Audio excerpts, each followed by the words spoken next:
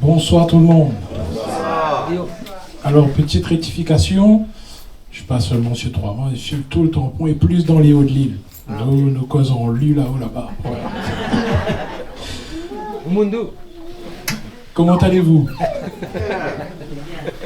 Et cette question, on la pose souvent quand on rencontre des personnes. Ça fait partie de la politesse, on dit bonjour, là, comment ça va?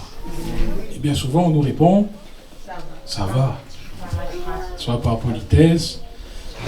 Et quand on va creuser un peu en profondeur, on s'aperçoit que la réponse, elle se précise un petit peu. Certains répondent, ils disent, ben là, elle est un peu fatiguée. La fatigue revient souvent, n'est-ce pas? Dans ces mots, dans cette génération, surtout les jeunes sont fatigués de plus en plus tôt. C'est certains qui n'en peuvent plus également dans leur situation, ils iront un petit peu plus loin dans leur confession et ils vont décrire un petit peu les situations éprouvantes qu'ils peuvent traverser, qu'ils vivent dans leur quotidien, soit qu'ils passent par un temps de maladie, un temps de stress, un temps d'angoisse, un temps d'insomnie, même des temps d'incompréhension. Et au final, ils finiront par dire que finalement c'est la vie, on va faire avec. Et pour d'autres, ils iront plus loin encore. Ils iront jusqu'à chercher un responsable de leur situation pénible. Où est Dieu? Que fait-il de ma souffrance? On entend souvent ces questions. S'il existe, pourquoi il m'arrive ceci? Pourquoi il m'arrive tout cela? Et même d'autres se disent, mais dans mon désarroi, dans mon désespoir, qui pourra m'aider à surmonter tout ce qui m'arrive? Bien sûr, nous le savons, nous le prêchons. La réponse se trouve dans la parole de Dieu. La réponse, c'est Jésus-Christ. Nous l'avons entendu dans ses témoignages également. Et on va faire cette lecture ensemble pour ceux qui ont la parole de Dieu dans l'évangile de Jean, chapitre 5. Et on va lire ensemble les 16 premiers versets. Évangile de Jean, chapitre 5, verset 1er, nous dit « Après cela, il y eut une fête des Juifs et Jésus monta à Jérusalem. Or, à Jérusalem, près de la porte des brebis, il y a une piscine qui s'appelle en hébreu Bethesda et qui a 5 portiques. Sous ces portiques étaient couchés un grand nombre des malades, des aveugles, des boiteux, des paralytiques qui attendaient le mouvement de l'eau, car un ange descendait de temps en temps dans la piscine et agitait l'eau.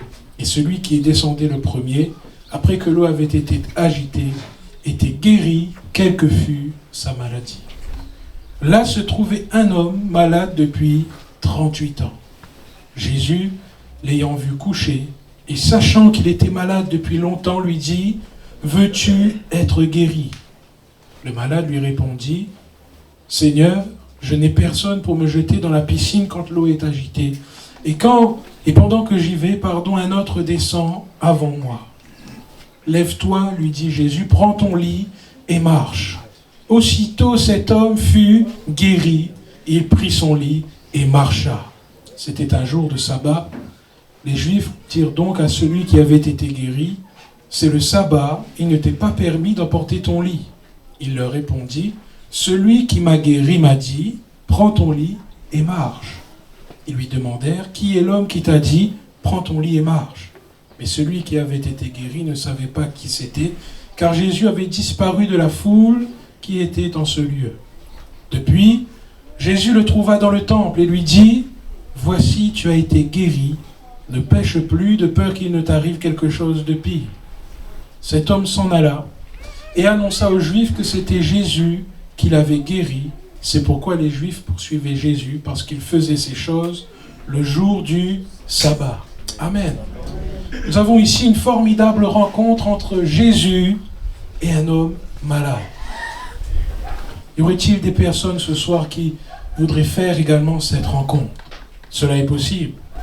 Possible parce que ce même Jésus est présent par son esprit au milieu de nous. Alléluia. Le titre de ce message, il sera simple. Dans ta souffrance, Jésus te voit et il te restaure. Alléluia. Amen. Et on va voir ensemble cette rencontre en détail qu'il y a eu entre cet homme souffrant qui était là au milieu d'une foule de malades et Jésus. Premièrement, Jésus, il prend prend le temps de s'arrêter et il voit cet homme. Au début du texte, on le voit, il y a une fête à Jérusalem. Jésus y monte donc pour faire la fête. Et quelque part, on pourrait se demander, mais pourquoi Jésus s'arrête ici, au milieu de tous ces malades? Peut-être ceux qui accompagnaient Jésus pourraient penser, disant, et Jésus, tu perds ton temps en t'arrêtant à cette piscine de Bethesda. Mais quand on connaît un peu les évangiles, quand on connaît le cœur du Seigneur Jésus, on sait qu'il est celui qui est plein de compassion. C'est-à-dire qu'il souffre avec ceux qui souffrent. Et c'était impossible que Jésus ne passe à Jérusalem sans s'arrêter à cette piscine. Alléluia. Et ce soir, Jésus s'arrête également sur votre situation. À plusieurs reprises dans l'Évangile, on voit Jésus qui était même ému de compassion, plein de miséricorde. Et ce sentiment a toujours animé le cœur de Jésus lorsqu'il rencontrait des personnes souffrantes sur sa route. Quelqu'un me dira ce soir, mais qu'est-ce que la miséricorde? La miséricorde, c'est l'attitude intérieure qui pousse quelqu'un à s'occuper de gens qui sont dans la détresse. Et Jésus, celui qui est prêt à tout instant à exercer sa miséricorde, il ne pouvait que s'arrêter à cette piscine de Bethesda. Bethesda en hébreu veut dire maison de miséricorde. Lorsque le nom de Jésus est annoncé, lorsque nous sommes rassemblés comme ce soir, Jésus est là. Et l'occasion est encore favorable pour qu'il exerce au milieu de nous sa miséricorde envers tous ceux qui en ont besoin. L'occasion est favorable ce soir pour que Jésus s'occupe de tous ceux qui sont dans la détresse. D'où ma question. Quelqu'un aurait-il besoin du Seigneur Jésus dans sa vie ce soir? Besoin que Jésus s'arrête sur votre situation qui est bien compliquée. J'aimerais dire, vous êtes au bon endroit. Ce soir, je le crois, Jésus veut encore intervenir avec puissance dans une vie. Dans tout ce grand nombre de malades, de personnes, parmi cette foule de malades, Jésus a vu un homme. Alléluia. Verset 3, on l'a lu, sous ces portiques étaient couchés en grand nombre des malades, des aveugles, des boiteux, des paralytiques qui attendaient. Et verset 6, Jésus, l'ayant vu couché et sachant qu'il était malade depuis longtemps. De la même manière, dans ce lieu, au milieu de toutes les personnes ici ce soir, Jésus vous voit en particulier. Et Jésus connaît tout de nous. Il sait exactement ce qui ne va pas. Il sait exactement ce qui nous pèse tous les jours lorsque nous nous retrouvons seuls avec nous-mêmes, seuls avec nos larmes parfois, seuls avec nos regrets, seuls avec ce mal-être profond dont personne n'est au courant. Mais cependant, que le Seigneur voit ce soir. Est-ce qu'il y a quelqu'un au milieu de nous, lorsqu'il se retrouve seul, il pleure? J'aimerais dire ceci, lorsque nous avons mal, Jésus nous voit. Et il connaît notre peine. J'aimerais dire ce soir que Jésus te voit. Il connaît parfaitement ta situation, dans ta souffrance. Jésus te voit et te restaure ce soir. Cet homme, dans ce passage de la Bible, qui était malade depuis 38 ans, on ne sait pas son nom. On n'a pas son âge. De quoi souffrait-il exactement? La Bible ne donne pas plus de détails précis. Mais le point important, ce qui retient mon attention et ce qui doit nous interpeller ce soir, c'est que Jésus l'a vu. Alléluia. Jésus l'ayant vu couché et sachant qu'il était malade depuis longtemps. Jésus connaissait l'état de cet homme. Jésus connaît ton état ce soir. Le terme utilisé ici pour le mot malade, en grec, c'est asthénéo. Asthénéo qui peut être traduit bien sûr par malade, être malade, tomber malade, mais il y a aussi cette notion de faible, de faiblesse, de faiblir, de rendre sans force pour supporter les épreuves et les difficultés. Bien sûr, ce soir, Jésus, il est en mesure d'apporter la guérison physique, nous le croyons, mais il est également celui qui restaure une vie qui est au plus bas à tous les niveaux. Aujourd'hui, s'il n'y a personne qui se retrouve couché à même le sol ce soir au milieu de nous, il y a sûrement des personnes sans force, faibles, à bout de souffle, qui peinent à avancer, avec un moral qui est comme affaibli. Et laissez-moi vous dire que Jésus, il n'est pas du tout dépassé par cela, puisque ce terme malade, depuis 38 ans, asthénéo, englobe tout cela. Est-ce le cas de quelqu'un au milieu de nous ce soir, ou de quelqu'un qui entend ma voix au loin? Vous vous dites, mais c'est exactement ce qu'il se passe dans mon cœur. Je suis sans force pour supporter toutes ces épreuves qui m'arrivent. Jésus, l'ayant vu coucher, et sachant qu'il était malade depuis longtemps. On pourrait le lire comme ceci ce soir. Jésus, l'ayant vu coucher, et sachant qu'il était sans force depuis longtemps. Voyez-vous, cet homme, il n'est même pas assis. Lorsque Jésus le voit, il est tellement sans force, abattu, que Jésus le retrouve couché, comme mis KO par sa situation qui le dépasse. Mais Jésus prend le temps de s'arrêter pour cet homme. Alléluia. Il vous voit peut-être couché à l'intérieur de vous-même, épuisé. Et il sait que vous êtes sans force depuis longtemps. Oui, Jésus le voit. Mais surtout, il veut intervenir dans votre vie. Alors la question est la suivante. Le voulez-vous? Comme Jésus a demandé à cet homme, veux-tu être guéri?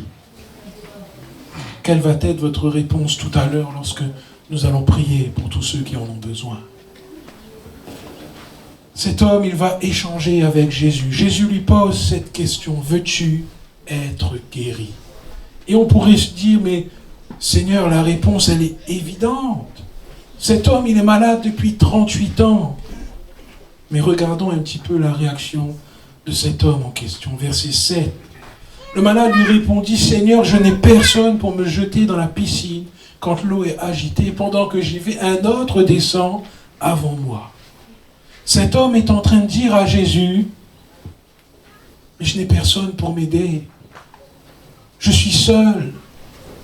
Je suis tout le temps le dernier. En gros, il dit à Jésus, mais la bénédiction, elle est tout le temps pour les autres et jamais pour moi. Même si je voudrais que ça s'arrange, je n'y arriverai jamais. Je fais des efforts, je me débat, mais rien. Cet homme, il s'attarde aux circonstances. Il s'attarde à ce qu'il voit, à ce qu'il connaît, à son quotidien. Et il ne réalise même pas que celui qui est l'auteur de la bénédiction se tient juste devant ses yeux.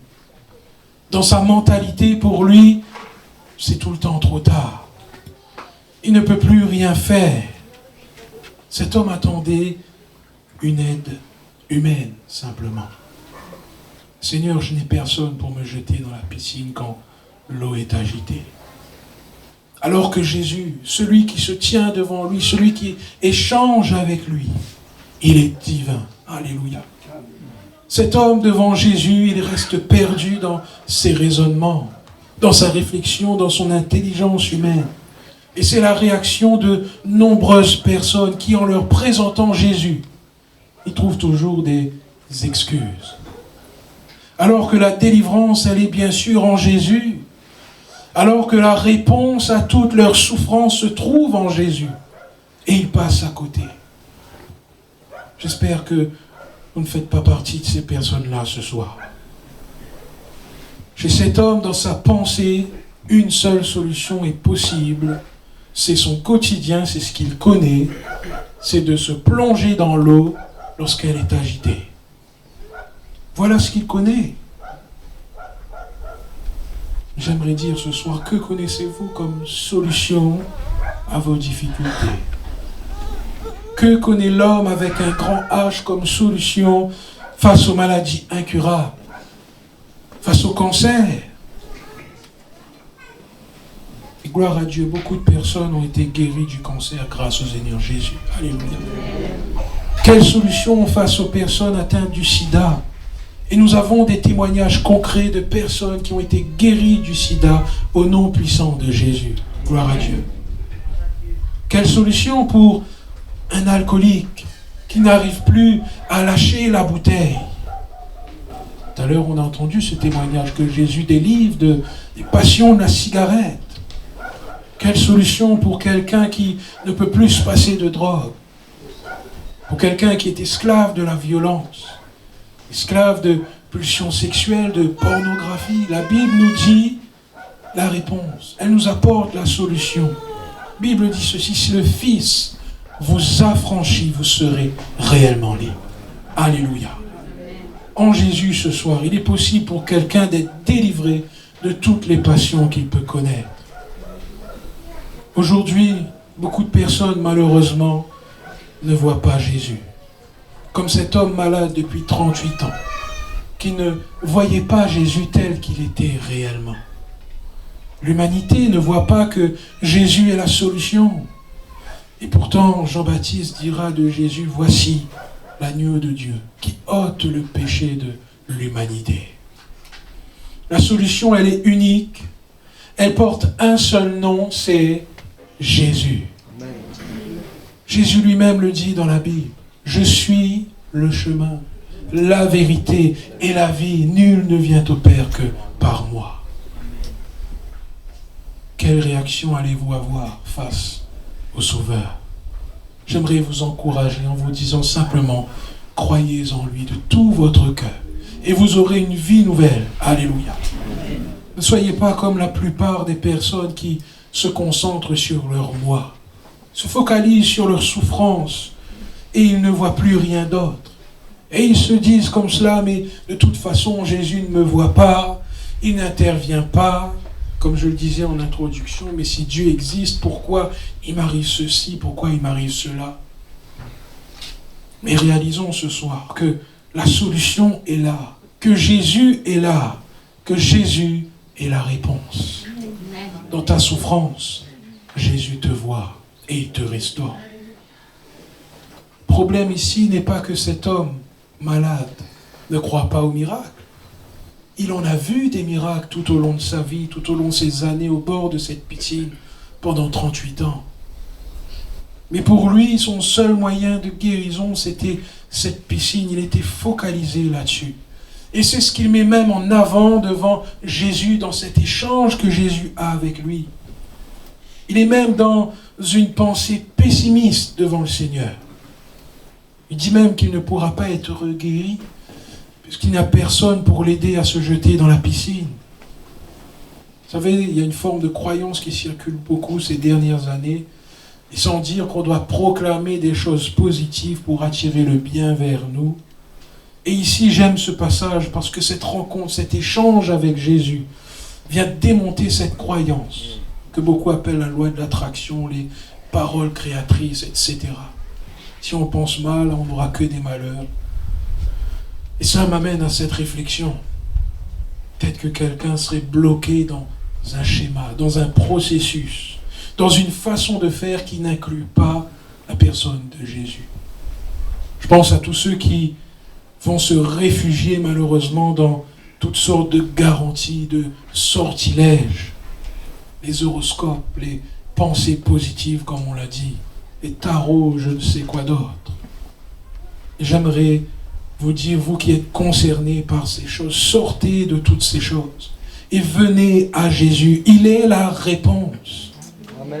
Cet homme malade depuis 38 ans, comme nous l'avons dit, il croyait au miracle. Il croyait qu'il pouvait être libéré. Il espérait être guéri au bord de cette piscine. Il avait la foi. Il y croyait tellement qu'il faisait des efforts pour essayer d'attraper sa guérison. Va dire à Jésus: mais pendant que j'y vais, un autre descend avant moi. Quelqu'un se trouve au milieu de nous ce soir et il se dit: c'est vrai, comme cet homme depuis 38 ans, il a essayé. Moi j'ai tellement essayé. Je me suis battu des milliers de fois et rien n'a changé dans ma situation.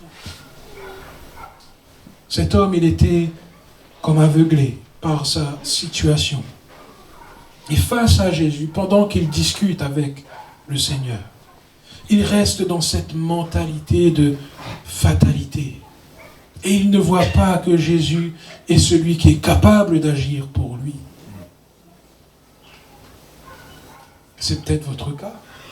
Peut-être quelqu'un qui m'entend au loin se dit, mais c'est vrai, je n'ai jamais considéré la personne de Jésus et je me suis épuisé jusque-là pour rien. Mais voyez-vous, devant celui ou celle qui veut s'en sortir et qui est prêt à croire, Jésus veut agir avec puissance. Dans ta souffrance, Jésus te voit et te restaure. Il est là au milieu de nous, au milieu de ceux qui croient en lui. Il est avec nous ce soir. La parole le dit, quand 2 ou 3 sont réunis en mon nom, je suis au milieu d'eux. Alors il n'y a pas de doute à avoir. Ce Jésus de l'évangile, celui qui a guéri cet homme, il est bien là ce soir. Et voulez-vous croire en lui? Croire, la foi, c'est la clé. La Bible dit, tout est possible à celui qui croit. Alléluia. Qui voudrait dire ce soir, Jésus, si tu as pu délivrer cet homme malade depuis 38 ans, je veux croire que tu peux aussi intervenir pour moi. Amen. Jésus est là, il s'arrête sur chacune de nos vies et il voit les situations les plus compliquées. À nous de bien réagir face à Jésus dans cet échange, en mettant notre foi en lui, en le faisant confiance parce qu'il veut faire ce soir quelque chose d'inattendu. Lorsque la foi est là dans notre cœur et qu'on s'attend pleinement à la manifestation du Seigneur, il y a quelque chose de puissant qui se passe. Alléluia. Et c'est notre dernier point. Jésus veut faire quelque chose d'inattendu, comme il l'a fait avec cet homme. On va réfléchir un instant sur la situation de cet homme. Quelle était la probabilité pour que cet homme, malade depuis 38 ans, puisse être guéri dans les conditions qu'il vivait et qu'il connaissait au milieu de tous ces malades au bord de cette piscine? Tous les jours, c'était un vrai duel. D'un côté, on a l'homme, malade depuis 38 ans, et la piscine. Et à chaque fois, c'est un game over. C'est fini d'avance. Pourcentage de réussite, il est proche de 0, pour ne pas dire 0. Comme je le disais, il était même dans cet état défaitiste. Psychologiquement, il n'avait plus d'espoir, cet homme. Il était dans une détresse totale. Mais Jésus vient. Et Jésus bouleverse son quotidien. Jésus est là ce soir. Et il veut bouleverser le quotidien d'une personne ce soir. Il veut confirmer sa parole qui est annoncée. C'est le miracle ce soir. Qui croit au miracle? Alléluia. Rencontrer Jésus changera votre vie. Elle ne sera plus jamais la même. Qui veut le vivre? Qui a besoin d'une guérison, d'une délivrance? Qui a besoin de rencontrer ce soir le Seigneur de la vie? Dans ta souffrance, Jésus te voit et il te restaure. Dans le texte que nous avons lu, nous voyons Jésus guérir cet homme le jour du sabbat. Pour les juifs religieux de l'époque, c'était choquant. Le sabbat est un jour qu'on devait respecter. C'était le jour de Dieu, le jour du repos. Et les religieux étaient outrés de voir que Jésus faisait des miracles le jour du sabbat. Ils vont même dire à cet homme, il ne t'est pas permis d'emporter ton lit, c'est le sabbat, il faut le respecter. Et cet homme guéri, délivré, changé par Jésus, va leur répondre, celui qui m'a guéri m'a dit, prends ton lit et marche. Alléluia. Jésus n'est pas venu apporter une nouvelle religion, mais il est venu pour sauver, pour guérir, pour apporter la vie. Amen. Jésus dit à quelqu'un ce soir, comme il l'a dit à cet homme, lève-toi, alléluia, prends des forces nouvelles, reprends le dessus et la foi. J'aimerais encourager une personne en disant, prends de la hauteur avec Jésus. Et tu verras que tes problèmes, tes difficultés, que ceux qui te pèsent, te paraîtra de plus en plus petit. Au plus tu t'approcheras de Jésus, au plus ces difficultés deviendront petites. Et cela est possible ce soir de le vivre par la prière en mettant votre confiance en Jésus. Prends ton lit et marche. Jésus dit à cet homme, passe à autre chose. Maintenant, c'est le commencement d'une vie nouvelle. Si d'habitude, il ne pouvait pas saisir sa guérison, à cet instant, en ce jour de sabbat, en ce jour inattendu, il a saisi sa guérison par la foi dans la parole de Christ. À l'image de cet homme, qui veut saisir par la foi ce soir sa guérison, sa délivrance. Jésus l'a dit dans Matthieu 11, 28. Venez auprès de moi, vous tous qui portez des charges très lourdes et qui êtes fatigués, et moi je vous donnerai le repos. Alléluia. Pourquoi Jésus est en mesure de nous donner ce repos? Parce qu'il y a eu la croix. Il y a eu cette œuvre par laquelle Jésus te donne de relever la tête ce soir de tout ce qui te fait souffrir.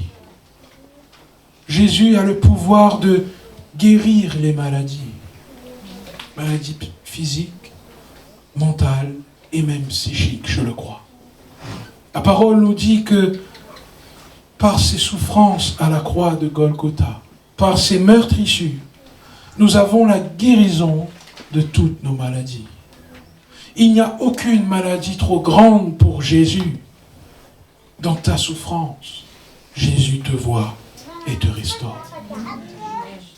Ce malade, il est guéri.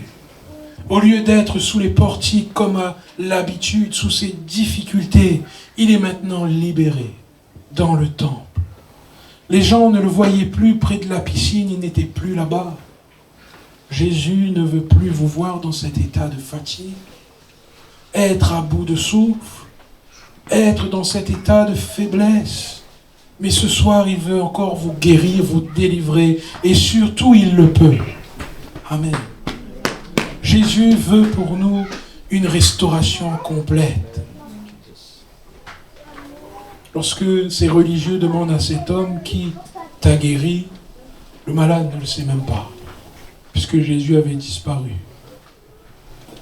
Et il nous est dit, verset 14, depuis Jésus le trouva dans le temple et lui dit, voici, tu as été guéri, ne pêche plus de peur qu'il ne t'arrive quelque chose de pire. Cet homme s'en alla et annonça aux Juifs que c'était Jésus qui l'avait guéri. Gloire à Dieu. Avant de conclure, j'aimerais ce soir insister sur l'essentiel. Au-delà de la guérison physique et psychologique, cet homme, il va être changé au plus profond de lui-même par sa rencontre avec Jésus sur le point spirituel. Il va connaître le pardon de ses péchés. Jésus va lui dire, voici, tu as été guéri, ne pêche plus. Semblerait-il qu'il était malade à cause d'une vie de péché, mais nous remarquons que cet homme, il va être guéri entièrement. Alléluia. Il sera satisfait en tout point avec Jésus, guéri dans son corps, dans son âme et dans son esprit. Il va même devenir un témoin qui annonce le nom de Jésus. C'est merveilleux. On l'a lu ensemble, cet homme s'en alla et annonça aux Juifs que c'était Jésus qui l'avait guéri. Si Jésus peut nous guérir physiquement et nous relever psychologiquement, il peut aussi nous sauver et pardonner tous nos péchés. Et c'est cela la bonne nouvelle de l'Évangile. Jean 3,16 nous dit et nous parle de Dieu comme un Dieu d'amour. Car Dieu a tant aimé le monde qu'il a donné son Fils unique, afin que quiconque croit en lui ne périsse point, mais qu'il ait la vie éternelle. Alléluia. Et c'est le plus important ce soir. Si une personne n'avait pas encore donné son cœur à Jésus, faites-le ce soir. pour connaître une complète délivrance. Il est important de comprendre que l'être humain, que nous sommes formés d'un corps, d'une âme et d'un esprit, et que seul Jésus peut faire cette œuvre complète dans chacune de nos vies. Jésus est la réponse. Amen. Pour conclure, j'aimerais juste rappeler ceci, que nous en soyons convaincus ce soir. Jésus est là. Et il s'arrête sur chacune de nos vies. Il voit toutes les situations, même les plus compliquées. Même pour ces situations où l'homme ne peut plus intervenir. Et j'aimerais nous encourager en disant, mettons notre foi en lui, en le faisant confiance. Il est capable de faire ce soir quelque chose d'inattendu. Lorsque la foi est là dans notre cœur, lorsqu'on s'attend pleinement à la manifestation du Seigneur, il y a quelque chose de puissant qui se passe. Le Seigneur, il veut accomplir une œuvre merveilleuse dans les cœurs et dans les vies. Le croyons-nous? La clé, c'est de croire que cela est possible en Jésus-Christ. Je vais laisser une dernière référence biblique sur nos cœurs comme pour nous encourager.